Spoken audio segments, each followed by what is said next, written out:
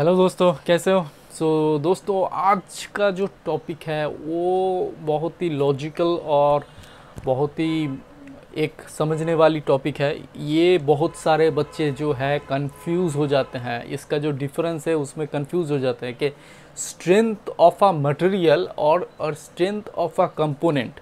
Okay, strength of material का definition बोलने में भी बहुत सारे बच्चों को क्या हो जाता है, प्रॉब्लम हो जाता है। तो ये लॉजिक समझना बहुत ज़रूरी है कि ये स्ट्रेंथ ऑफ अ मटेरियल और स्ट्रेंथ ऑफ अ कंपोनेंट दोनों एक नहीं है, दोनों में क्या डिफरेंस है। तो मैं दोस्तों पहले लिख देता हूँ strength strength of a material. Okay, so इसका क्या डेफिनेशन है? It is the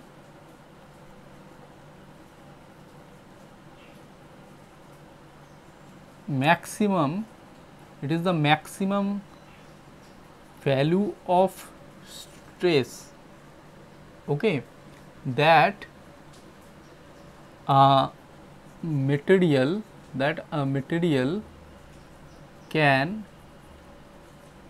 can withstand without failure।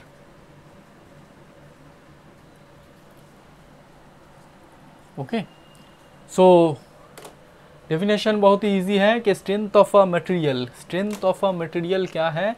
It is the maximum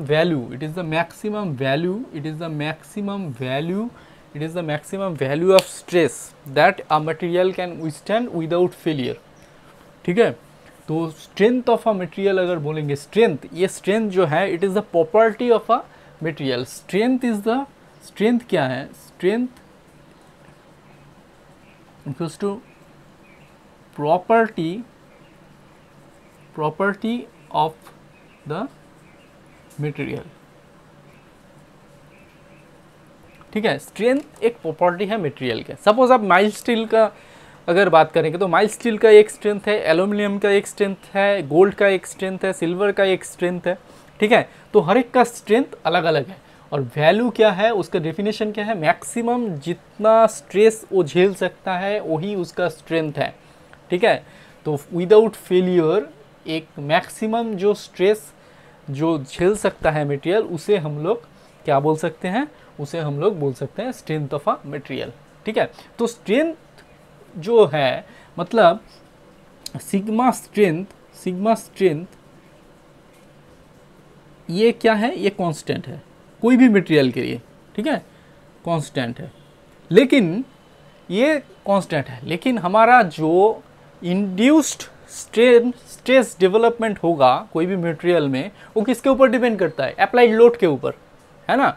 तो सिग्मा इंड्यूस जो डेवलपमेंट होगा स्ट्रेस, वो किसके ऊपर डिपेंड करेगा? Sigma induced equals to P by A. मतलब ये पी के ऊपर डिपेंड करेगा, मतलब जितना लोड अप्लाई करेंगे उतना स्ट्रेस डेवलप होगा इसके ऊपर। और ये तो स्ट्रेंथ है, ये जो स्ट्रेस का वैल्यू है ये तो कांस्टेंट है, लेकिन ये किसके ऊपर वैरी करेगा? ये लोड के ऊपर वैरी करेगा। तो दोस्तों, अगर हमें कोई एक चीज़ कोई एक कंस्ट्रक्शन करना है, कुछ भी बनाना है डिज़ाइन के रेस्पेक्ट में, तो अगर कैसे डिज़ाइन करेंगे? कोई भी कंपोनेंट, मशीन पार्ट्स हम लोग बना रहे हैं तो कैसे डिज़ाइन करेंगे? डिज़ाइन के पॉइंट ऑफ रेस्पेक्ट में हम लोग क्या बोल सकते हैं? जो ये है सिग्मा इंड्यूस्ड क्या होना चाहिए? सिग्मा इंड्यूस्ड क्या होना चाहिए? लेस देन इक्वल टू किससे होना चाहिए? सिग्मा स्ट्रेंथ से होना चाहिए, है कि नहीं? मटेरियल का जो मैक्सिमम स्ट्रेंथ है उससे सिग्मा इंड्यूस्ड मतलब जो मैक्सिमम डेवलपमेंट होगा स्ट्रेस का, वो कम होना चाहिए। तो ये क्या होगा? ये हो जाएगा सेफ डिज़ाइन, है ना। ये सेफ डिज़ाइन हो जाएगा। अगर सिग्मा जो इंड्यूस्ड अगर ज़्यादा हो जाएगा स्ट्रेंथ से, तो क्या हो जाएगा? फेलियर हो जाएगा। तो सिग्मा इंड्यूस्ड अगर यहाँ पे ज़्यादा हो रहा है तो क्या हो जाएगा सिग्मा स्ट्रेंथ से, तो क्या हो जाएगा यहाँ पे फेलियर हो जाएगा, फेलियर। तो समझ में आया ये चीज़, ठीक है। तो ये बहुत ही एक मतलब सेंसिटिव एक टॉपिक है, इसको समझना बहुत ही ज़रूरी है। बहुत सारे मतलब मैक्सिमम स्टूडेंट्स ये इसको समझने में तकलीफ़ होता है, उसको ये कन्फ्यूजन रहता है, ठीक है। तो ये क्लियर हो गया ना, स्ट्रेंथ ऑफ मटेरियल, मटेरियल का स्ट्रेंथ हम किसे बोलेंगे। नेक्स्ट हम लोग चलते हैं, किसमें, strength of a, suppose this is the component. चलो, तो इसका डेफिनेशन क्या होगा, सिमिलर, इट इज द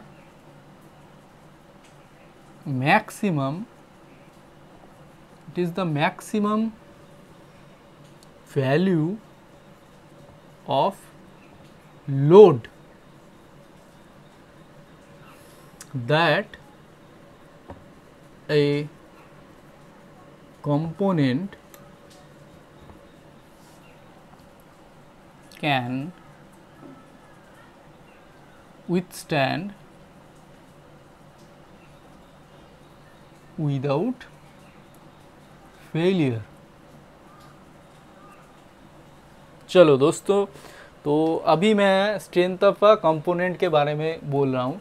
तो देखो सिर्फ चेंजेस क्या है यहाँ पे, जो स्ट्रेंथ ऑफ मटेरियल था उसमें था मैक्सिमम वैल्यू ऑफ स्ट्रेस, और यहाँ पे क्या आ जाएगा, मैक्सिमम वैल्यू ऑफ लोड, ठीक है। तो अगर स्ट्रेंथ ऑफ अ मटेरियल में हम लोग कहीं पे भी अगर लिख दें कि मैक्सिमम वैल्यू ऑफ लोड, तो सरासर वो गलत हो जाएगा, ठीक है।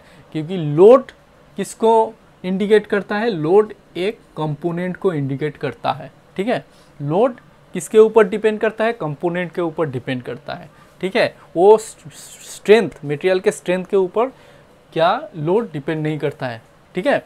तो लोड जो डिपेंड करता है वो कंपोनेंट के ऊपर डिपेंड करता है। इसीलिए स्ट्रेंथ ऑफ अ कंपोनेंट में हम लोग क्या बोलेंगे कि the maximum value of load, ये ध्यान में रखना है, ठीक है। ये बहुत ही इंपॉर्टेंट है, ठीक है। तो कॉम्पिटिटिव एग्ज़ाम हो चाहे कुछ भी हो, तो उसमें भी आता है, ये ध्यान में रखना है। तो maximum value of load component का जो विस्टैंड करता है उसे हम लोग क्या बोलते हैं कि स्ट्रेंथ ऑफ अ कंपोनेंट, ठीक है। तो इन दोनों में से हम लोग, बहुत सारे बच्चों को कन्फ्यूजन आएगा, इसलिए मैं थोड़ा सा एक एग्जाम्पल दे देता हूँ, ठीक है। एक एग्जाम्पल दे देता हूँ कि लोड के ऊपर कंपोनेंट जो है लोड के ऊपर कैसे डिपेंड कर रहा है, ठीक है। मैक्सिमम वैल्यू ऑफ लोड मतलब स्ट्रेंथ ऑफ अ कंपोनेंट क्या है, मैक्सिमम वैल्यू ऑफ लोड के ऊपर डिपेंड कर रहा है। तो ये जो है, ये टर्म को थोड़ा सा एक्सप्लेन करते हैं। सपोज ये एक मेरा कंपोनेंट है, ये एक मेरा कंपोनेंट है, ठीक है। तो इसका जो एरिया है ये है 10 मिलीमीटर स्क्वायर एरिया, ठीक है। और इसका जो एरिया है ये है 100 मिलीमीटर स्क्वायर, ठीक है। ये क्रॉस सेक्शनल एरिया, ठीक है। तो ये मटेरियल एक, ये हो गया P1 मटेरियल कंपोनेंट, और ये हो गया, अच्छा C से लिख लेता हूँ, C2 and this is C1, ठीक है। Component 1 component 2, clear.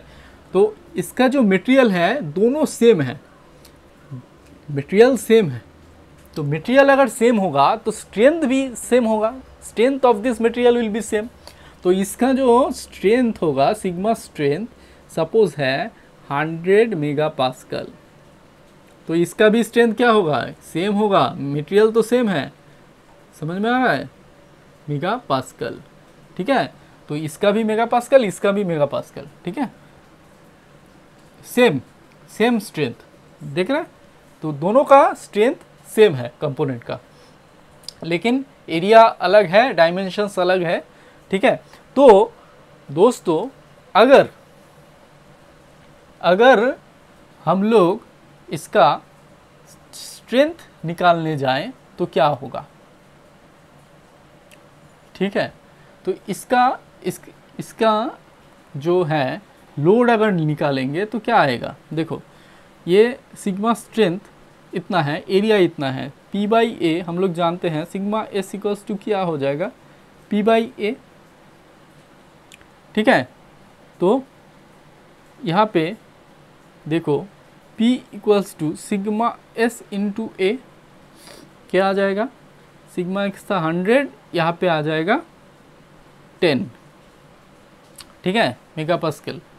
तो ये कुल मिला के यहाँ पे आ जाएगा क्या,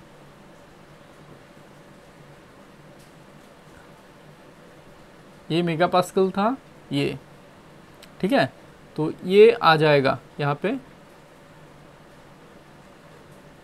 P, ये न्यूटन आ जाएगा यहाँ पे, ठीक है। और यहाँ पे क्या आ जाएगा, तो इसको हम लिखते हैं 1 किलो न्यूटन, ठीक है। और यहाँ पे क्या आएगा, यहाँ पे देखो P by A sigma S equals to इसका क्या आएगा, P यहाँ पे आएगा सिग्मा एस इंटू ए, मतलब इसका था 100 इंटू 100, तो यहाँ पे क्या आएगा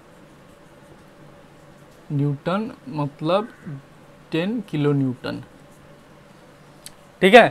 तो यहाँ पे देखो अप्लाइड लोड, मतलब इसका जो स्ट्रेंथ है कंपोनेंट का, तो ये क्या आ जाएगा, इसका लोड कितना है, देखो 10 kilo Newton maximum load, maximum value of load इसका क्या आ जाएगा, मैक्सिमम स्ट्रेंथ ये था, लेकिन मैक्सिमम लोड कितना आ जाएगा इस कंपोनेंट का 10 किलो न्यूटन, लेकिन इसका क्या आ गया 1 किलो न्यूटन। हालांकि दोनों का मटेरियल सेम है, मटेरियल सेम है, स्ट्रेंथ सेम है, लेकिन कंपोनेंट अलग अलग है, इसीलिए लोड भी अलग अलग मैक्सिमम वैल्यू आ रहा है यहाँ पे। समझ में आया, क्लियर हुआ अभी तक। तो ये हो गया मेरा मैक्सिमम जो है स्ट्रेंथ ऑफ अ कंपोनेंट, समझ में आया। तो इसका जो लोड है अप्लाइड लोड, मैक्सिमम लोड देखो 10 किलो न्यूटन, इसका मैक्सिमम लोड 1 किलो न्यूटन, ठीक है। तो कंपोनेंट अलग अलग होने से इसका लोड अलग अलग होगा, लेकिन स्ट्रेंथ अगर सेम मटेरियल है स्ट्रेंथ सेम रहेगा, लेकिन इसका लोड जो है, लोड का जो वैल्यू है मैक्सिमम, वो चेंज हो जाएगा, ठीक है। तो ये लोड के ऊपर कंपोनेंट का जो स्ट्रेंथ है, इस कंपोनेंट का जो स्ट्रेंथ है ये लोड के ऊपर डिपेंड कर रहा है। मैक्सिमम वैल्यू ऑफ लोड इसका कितना है, इसका 10 किलो न्यूटन है, ठीक है, और इसका कितना है 1 किलो न्यूटन। तो इस कंपोनेंट का मैक्सिमम लोड यहाँ पे 1 किलो न्यूटन आ जाएगा, यहाँ पे क्या आ जाएगा 10 किलो न्यूटन, मतलब ये 10 किलो न्यूटन को झेल पाएगा, ये 1 किलो न्यूटन को झेल पाएगा। हालांकि दोनों ही सेम मटेरियल से बना है, स्ट्रेंथ सेम है। तो ये बहुत ही इम्पोर्टेंट टॉपिक है दोस्तों, तो ये समझ लेना बहुत ज़रूरी है। सो आशा करता हूँ कि समझ में आ गया होगा। सो आज के लिए दोस्तों इतना ही। और दोस्तों अगर आप लोग को अपना ये वीडियो अच्छा लग रहा है, प्लीज़ शेयर करें, कमेंट करें मुझे, और सब्सक्राइब ज़रूर कर देना बेल आइकन को प्रेस करके। Okay, so guys, okay, bye.